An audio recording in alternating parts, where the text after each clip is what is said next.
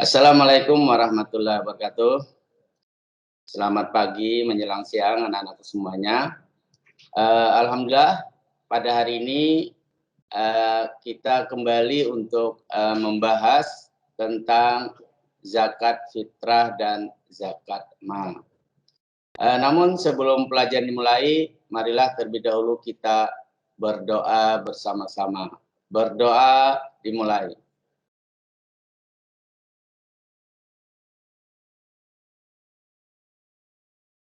Selesai. Pada minggu kemarin, kita sudah membahas tentang Al-Quran, surat Al-Hujurat, yaitu surah ke-49 dalam Al-Quran, ayat 13, yaitu tentang menyuburkan kebersamaan dengan toleransi dan menghargai perbedaan. Di mana kita juga telah membahas tentang ilmu tajwid, yaitu tentang tanda wakaf. Nah, di mana sudah kita ketahui bahwa di antara tanda wakaf yang kita bahas kemarin, itu yang pertama ada yang disebut dengan wakaf lazim, yang tandanya huruf mim. Jadi apabila ada tanda huruf mim di atas ayat, itu mengisyaratkan kepada si pembaca agar berhenti dalam membaca. Jadi kalau dalam ayat itu ada tanda huruf mim di atas ayat, itu mengharuskan kita untuk berhenti. Itu namanya wakaf lazim. Kemudian kita juga sudah membahas tentang wakaf jaiz. Wakaf jaiz itu ada 3 macam. Ada jaiz kafi, yang tandanya huruf qaf dirangkai dengan huruf lam, atau juga biasa disebut wakaf aula, yang artinya ini lebih utama berhenti daripada diteruskan. Diteruskan juga boleh, tapi lebih utama berhenti. Nah, itu namanya wakaf jaiz kafi. Kemudian yang kedua ada juga namanya jaiz tasawi. Kalau jaiz tasawi itu tandanya huruf jim. Artinya boleh berhenti, boleh diteruskan. Artinya sama saja, tidak ada yang lebih utama. Apakah mau berhenti atau mau diteruskan. Itu apabila ada tanda huruf jim di atas ayat. Dan yang ketiga ada juga disebut jaiz hasan. Kalau jaiz hasan itu tandanya huruf shad dirangkai dengan huruf lam. Atau al-waslu aula, itu nama lainnya. Cara membacanya apabila di atas ayat Al-Quran ada tanda jaiz hasan, maka lebih utama diteruskan. Tetapi berhenti juga boleh. Nah, jaiz hasan ini lawan daripada jaiz kafi. Kalau jaiz kafi tadi lebih utama berhenti, tetapi diteruskan juga boleh. Nah, tapi kalau jaiz hasan itu lebih utama diteruskan dan berhenti juga boleh. Kemudian yang ketiga ada wakaf mu'anaqah. Wakaf mu'anaqah itu ada tanda titik 3 di atas ayat yang berdekatan. Cara membacanya, kita harus berhenti pada salah satu tanda tersebut. Artinya kalau kita berhenti pada tanda titik 3 pertama, maka tanda titik kedua itu tidak boleh berhenti lagi. Sebaliknya apabila pada titik 3 pertama kita tidak berhenti, maka titik 3 yang kedua kita harus berhenti. Dan titik 3 ini berdekatan antara ayatnya dengan ayat yang lain, itu tandanya itu sangat berdekatan. Kemudian ada juga wakaf mamnu. Nah, wakaf mamnu ini lawan daripada wakaf lazim. Kalau wakaf lazim tadi harus berhenti, maka wakaf mamnu itu tidak boleh berhenti, harus diteruskan. Tandanya ada huruf lam alif di atas ayat. Jadi kalau ada tanda lam alif di atas ayat, itu namanya wakaf mamnu. Artinya harus diteruskan, tidak boleh berhenti. Dan yang terakhir kemarin yang sudah kita bahas itu adalah namanya wakaf saktah. Tandanya ya tulisannya saktah, ya hurufnya S K T H, saktah dibaca. Artinya cara membacanya apabila ada tanda wakaf saktah di atas ayat itu berhenti sejenak, tapi berhentinya tidak boleh mengambil nafas, tidak bernafas. Jadi berhenti sejenak langsung diteruskan tanpa bernafas. Nah, ini mungkin kemarin yang sudah kita bahas. Jadi hari ini kita kembali membahas masalah zakat fitrah dan zakat mal. Meskipun zakat fitrah dan zakat mal ini sudah pernah kita bahas, namun karena materi kita sudah kita anggap kita kemarin sudah sampai pada bab 13, jadi kita coba memperdalam materi lagi supaya nanti pada saat ujian materi itu tidak akan terlupakan. Tapi ingat, untuk minggu depan Bapak umumkan terlebih dahulu, untuk minggu depan sesuai jamnya kita ambil ulangan harian yang keempat. Nah, jadi waktunya dibatasi sesuai jadwal. Jadi mulai jam pertama ya pokoknya sesuai jadwal kita live pada hari ini ya. Jadi minggu depan kita ambil ulangan, jadi 1 hari. Jadi dimohon ya untuk disampaikan temannya yang tidak bisa ikut live hari ini, itu disampaikan minggu depan kita ulangan sesuai jadwal. Karena memang Bapak lihat tugas-tugas yang lain juga masih banyak belum dikerjakan. Kalau diberi waktu lama ya tidak dibatasi, kadang-kadang kalian tidak mengerjakan. Jadi untuk minggu depan kita ulangan hariannya sesuai jadwal. Jadi kalau waktunya habis ya waktu mengerjakan juga sudah selesai. Ini untuk pengumuman minggu depan. Jadi Bapak umumkan lebih dulu, tapi nanti juga akan Bapak informasikan ulang supaya tidak lupa. Nah, sekarang kita kembali ya. Jadi hari ini kita akan membahas tentang zakat fitrah dan zakat mal. Kita mulai dari zakat fitrah. Yang dimaksud dengan zakat fitrah yaitu zakat yang diwajibkan bagi seluruh umat Islam tanpa terkecuali pada akhir bulan Ramadan. Banyaknya yang harus dikeluarkan sebanyak 1 sa' atau setara 2,5 kg atau 3,5 liter dari makanan pokok suatu kaum. Hukum zakat fitrah yaitu wajib bagi setiap muslim yang merdeka dan memiliki kelebihan 1 hari 1 malam. Nah, jadi apabila kita memiliki bekal, itu di mana bekal itu kita bisa untuk memenuhi kebutuhan hidup kita, meskipun hanya untuk bekalnya itu hanya untuk 1 hari 1 malam cukup, maka itu sudah wajib mengeluarkan zakat. Di dalam Al-Quran, surat Al-Baqarah, ayat 267 disebutkan, di mana bunyi ayatnya demikian, Ya ayyuhalladzina amanu anfiqu min thayyibati ma kasabtum wa mimma akhrajna lakum minal ardh la yatammamul khabitha minhu tunfiquna walastum biakhidhi illa antuk midu fih wa'lamu annallaha ghaniyun hamid.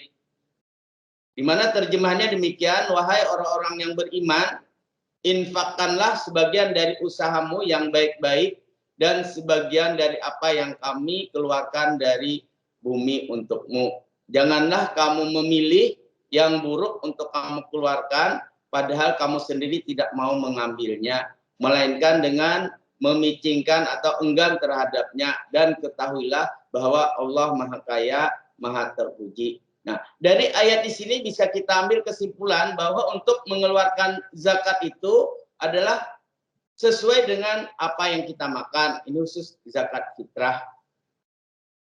Kalau istilah peribahasa itu, kalau makanan pokok kita sehari-hari beras, zakat yang kita keluarkan adalah beras. Dan beras yang dikeluarkan adalah makanan pokok kita sehari-hari. Jangan makanan berasnya yang enak-enak, beras mahal, ya beras mayas. Tapi yang dikeluarkan zakatnya beras yang murah. Nah, ini yang dimaksud ayat itu dilarang. Tidak boleh, kita sendiri tidak mau memakannya. Tapi untuk mengeluarkan zakat, kita keluarkan yang beras yang tidak baik, yang tidak layak untuk dimakan. Jadi sesuai yang kita makan. Kalau kita memakan beras yang biasa, ya apa artinya beras yang kita makan, ya, itulah yang kita keluarkan.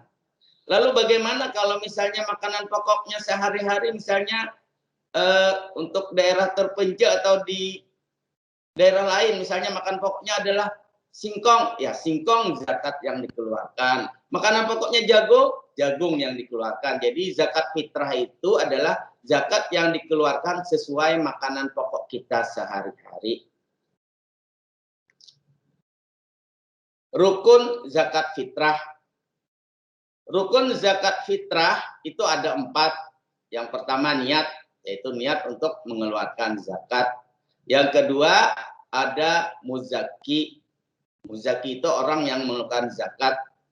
Yang ketiga ada mustahik.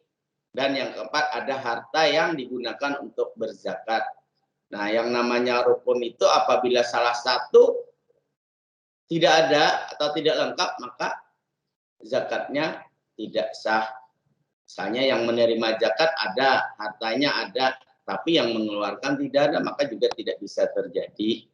Atau yang mengeluarkan ada siap untuk mengeluarkan zakat, tapi yang berhaknya tidak ada. Tapi kalau yang berhak insya Allah ya itu selalu ada. Misalnya kalau tidak ada orang-orang yang berhak menerima zakat di sekitar kita, kita bisa menyerahkannya ke badan amil. Syarat wajib zakat fitrah. Syarat wajib zakat fitrah itu yang pertama harus beragama Islam. Jadi selain Islam maka tidak wajib untuk mengeluarkan zakat fitrah. Jadi yang pertama harus orang Islam. Yang kedua syaratnya lahir sebelum waktu maghrib di akhir Ramadan. Nah ini juga diingat, ini sering ditanyakan ya. Ada seorang ibu melahirkan bayi di mana ibu tersebut melahirkan 1 hari sebelum bulan Ramadan, kemudian bertanya apakah dia wajib dikeluarkan zakatnya. Nah, maka kalau kita lihat dari syarat di sini tentunya wajib. Artinya apabila umur bayi itu meskipun hanya 1 hari di bulan Ramadan, maka dia sudah wajib mengeluarkan zakatnya. Dan yang mengeluarkan adalah orang tuanya. Namanya juga baru lahir. Artinya itu jadi tanggungan orang tua.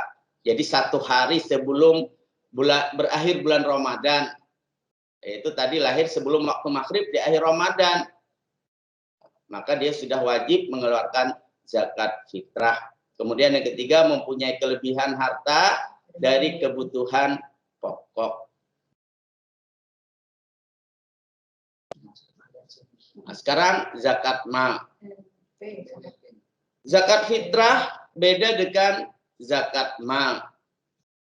Kalau zakat fitrah tadi adalah kita melakukan zakat untuk membersihkan diri, tapi kalau zakat mal yaitu untuk membersihkan harta. Zakat mal adalah bagian harta dari seorang atau badan hukum yang wajib diberikan kepada orang-orang tertentu dan dimiliki penuh dalam kurun waktu tertentu. Artinya harta yang kita keluarkan itu adalah milik penuh. Jadi bukan harta itu bukan daripada milik gabungan atau kelompok. Jadi harus milik pribadi. Hukum zakat mal. Zakat mal hukumnya adalah wajib bagi orang yang sudah memenuhi syarat-syaratnya. Di dalam Al-Quran, surat At-Taubah ayat 103 disebutkan, di mana ayat tersebut berbunyi, khudh min amwalihim shadaqatan tutahhiruhum wa tuzakkihim bima wa sholli alaihim. Inna sholataka sakanul lahum wallahu sami'un alim. Yang artinya ambillah zakat dari sebagian harta mereka guna membersihkan dan mensucikan mereka dan berdoalah untuk mereka. Sesungguhnya doamu itu menumbuhkan ketentraman jiwa bagi mereka dan Allah Maha mendengar lagi Maha mengetahui. Ketentuan zakat mal, harta harus dikeluarkan zakatnya apabila memenuhi syarat-syarat tertentu. Di antara syaratnya adalah yang pertama milik penuh. Jadi kalau harta yang kita miliki itu adalah milik bersama, milik kelompok, maka ini tidak memenuhi syarat. Jadi syaratnya itu harus milik penuh, artinya milik pribadi, milik sendiri. Yang kedua, harta tersebut berkembang. Yang ketiga, cukup nisab. Yang dimaksud nisab ini adalah batas harta, batas minimal harta sehingga kita wajib untuk mengeluarkan zakatnya. Jadi batas minimal jumlah harta yang kita miliki yang menyebabkan kita wajib mengeluarkan zakat. Kemudian yang keempat, lebih dari kebutuhan rutin. Yang kelima, bebas dari hutang. Dan yang keenam, sudah cukup haul. Jenis kekayaan yang wajib dikeluarkan zakatnya, yang pertama adalah emas dan perak. Yang kedua, perniagaan. Yang ketiga, peternakan. Dan yang keempat, pertanian. Serta yang kelima, rikas. Nah, sekarang kita coba rincikan dulu satu persatu untuk emas. Untuk emas, nisabnya adalah 93,6 gram. Tapi ada juga pendapat lain mengatakan bahwa nisab emas itu 85 gram. Jadi silakan kita mengikuti pendapat yang mana, tapi kebanyakan orang mengikuti pendapat yang pertama yaitu 93,6 gram. Jadi kalau kita memiliki emas seberat 93,6 gram, maka itu menunjukkan sudah wajib mengeluarkan zakatnya. Ya. Zakat yang dikeluarkan tentunya 2,5% dari harta yang dari emas yang kita miliki. Sedangkan untuk nisab perak sebesar 624 gram. Jadi kalau punya perhiasan perak seberat 624 gram, maka wajib dikeluarkan zakatnya. Zakatnya sama kadarnya zakatnya, yaitu 2,5%. Baik emas maupun perak, kalau sudah cukup nisabnya, maka wajib dikeluarkan zakatnya sebanyak 2,5%. Yang kedua, harta perniagaan. Harta perniagaan itu sama dengan perdagangan. Nah, harta yang diperdagangkan.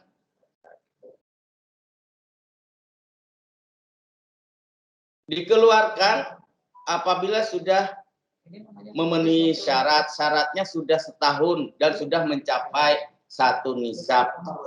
Nisab dihitung harta milik sempurna dan tidak termasuk pinjaman kepada pihak lain. Jadi harus betul-betul milik pribadi. Jadi bukan milik kelompok atau milik bersama. Bagaimana cara menghitung harta perniagaan? Caranya, harta yang kita miliki disamakan dengan emas. Artinya apabila kita memiliki uang dari hasil perniagaan, perdagangan, di mana uang tersebut sudah bisa membeli emas sebanyak 93,6 gram dan sudah bertahan selama 1 tahun, maka ini wajib dikeluarkan zakatnya. Nah, dikeluarkan sama, ya, yaitu 2,5%. Kemudian yang ketiga, peternakan. Binatang ternak peliharaan yang harus dikeluarkan zakatnya adalah kambing atau domba, atau kemudian sapi atau kerbau dan unta. Jadi ada 3 jenis, ya, kambing atau domba, kemudian sapi atau kerbau, dan yang ketiga adalah unta. Adapun perhitungan zakatnya, kita lihat sebagai berikut. Yang pertama untuk kambing atau domba, nisabnya itu minimal 40 ekor. Nah, kalau kita mempunyai peliharaan kambing atau domba sebanyak 40 ekor sampai 120 ekor, itu zakatnya 1 ekor kambing atau domba umur 2 tahun. Jadi nisab pertama itu 40 sampai 120. Jadi apabila punya peliharaan kambing atau domba sebanyak 40 atau 120, itu zakatnya 1 ekor kambing atau domba umur 2 tahun. Nah, kalau kita memiliki ternak kambing atau domba sebanyak 121 sampai 200, itu zakatnya 2 ekor kambing atau domba umur 2 tahun. Sedangkan apabila kita memiliki ternak sebanyak kambing atau domba sebanyak 201 ekor sampai 300, itu 3 ekor kambing atau domba umur 2 tahun. Jadi ada hitungan syaratnya. Jadi kalau 40 ekor sampai 120 itu 1 ekor. Dari 120 sampai 200 ekor itu 2 ekor. Dari 102 dari 201 sampai 300 itu 3 ekor. Ini untuk zakat kambing atau domba. Sedangkan sapi atau kerbau apabila kita memiliki 30 ekor sampai 39 itu 1 ekor umur 1 tahun. Kemudian kalau 40 sampai 59 itu 1 ekor umur 2 tahun. Jadi kalau 30 sampai 39 tadi 1 ekor tapi umurnya 1 tahun. Tapi kalau kita miliki 40 sampai 59 itu sama 1 ekor tapi umurnya 2 tahun. Kemudian kalau kita memiliki sapi atau kerbau sebanyak 60 sampai 69 ekor itu 2 ekor umur 1 tahun. Kemudian kalau kita memiliki 70 ekor sampai 79 itu sama 2 ekor tapi umurnya 2 tahun. Nah, jadi itu bedanya. Jadi kalau tadi 60 sampai 69 2 ekor tapi umur 1 tahun. Nah, sedangkan kalau kita memiliki 70 sampai 79 itu 2 ekor juga tapi umurnya 2 tahun. Dan yang terakhir apabila kita memiliki peliharaan sapi atau kerbau sebanyak 80 ekor sampai 89 itu 3 ekor umur 1 tahun. Nah, jadi setiap bertambah 30 ekor kadar zakatnya ditambah 1 ekor. Kemudian yang terakhir unta. Nah, karena unta tidak dibudidayakan di Indonesia maka tidak disebutkan nisab zakatnya. Nah, kemudian untuk pertanian. Ya, tadi emas sudah, perniagaan sudah, peternakan sudah, sekarang pertanian.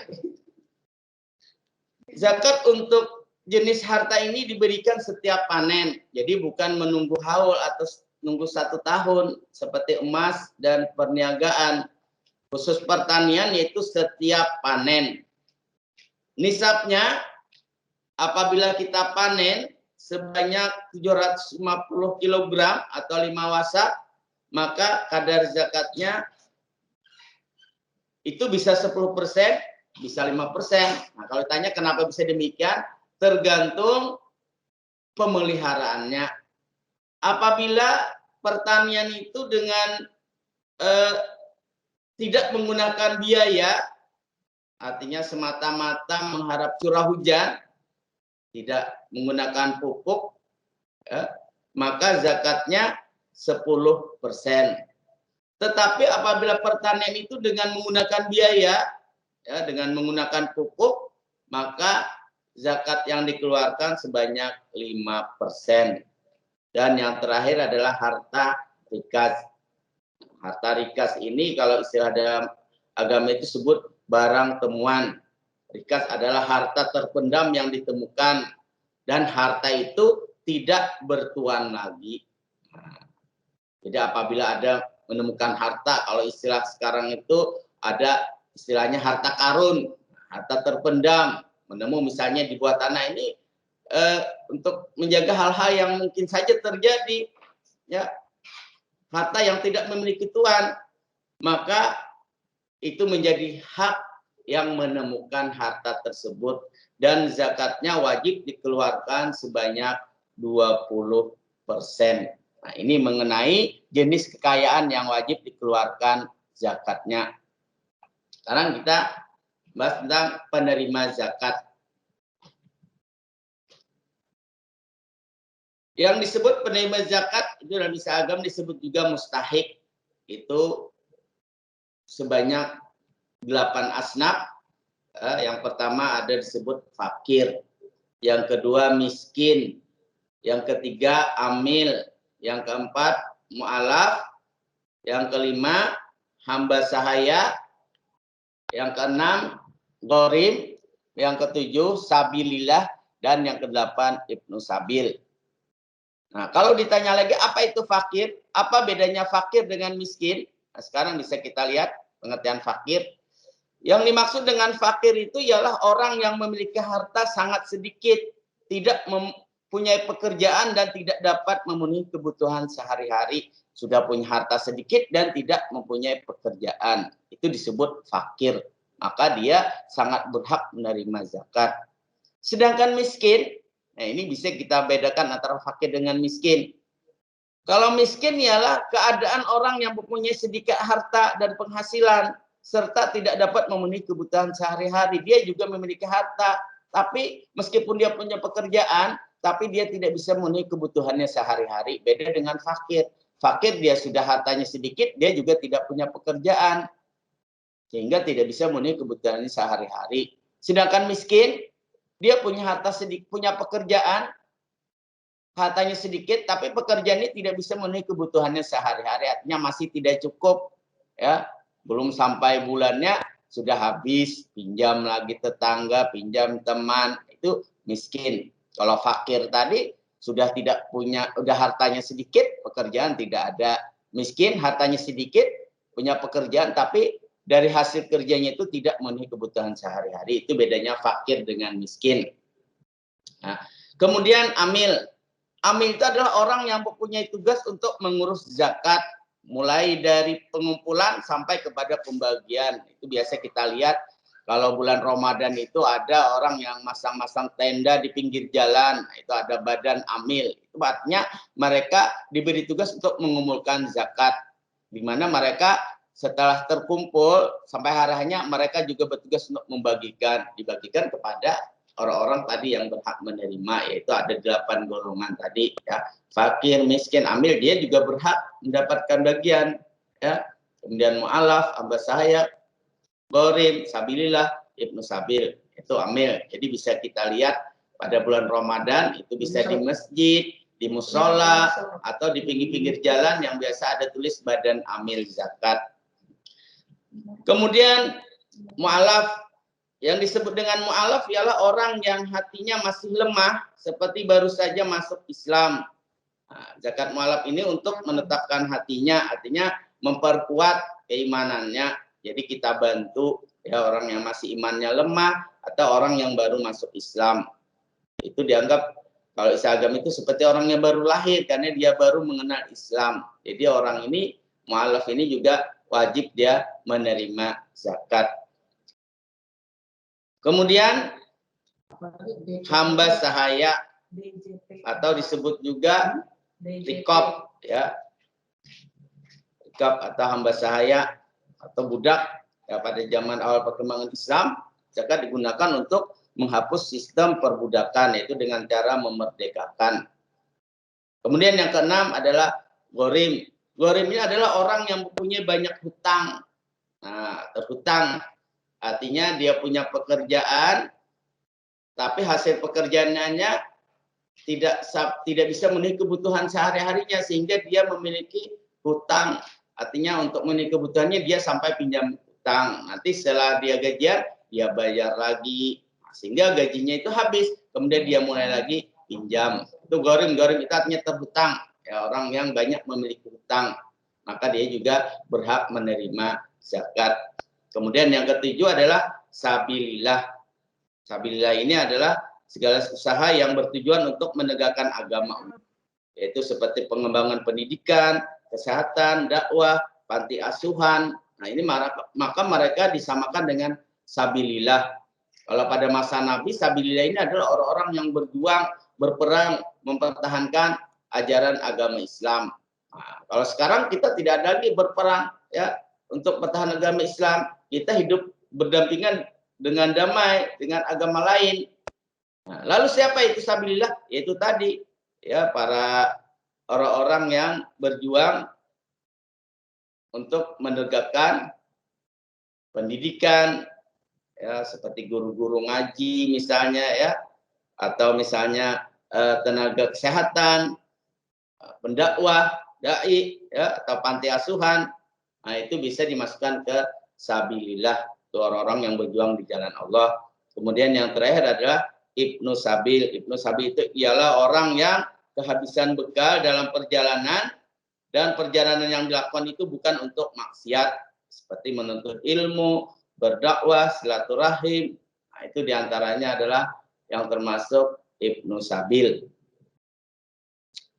Di dalam Al-Quran, surat At-Taubah ayat 60, itu menjelaskan tentang kewajiban kita mengeluarkan zakat, di mana ayat tersebut berbunyi, Innamas sadaqatu lil fuqara wal masakini wal amilina 'alaiha wal mu'allafati qulubuhum wa fir riqabi wal gharimina wa fi sabilillahi wa ibnis sabil.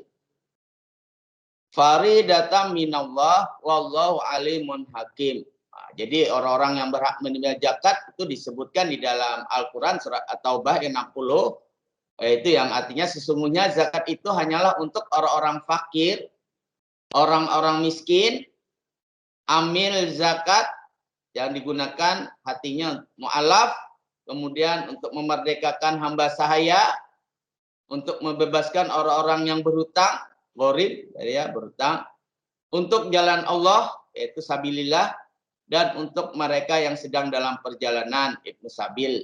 Itu sebagai kewajiban dari Allah, dan Allah Maha mengetahui, Maha bijaksana. Yang terakhir adalah hikmah zakat.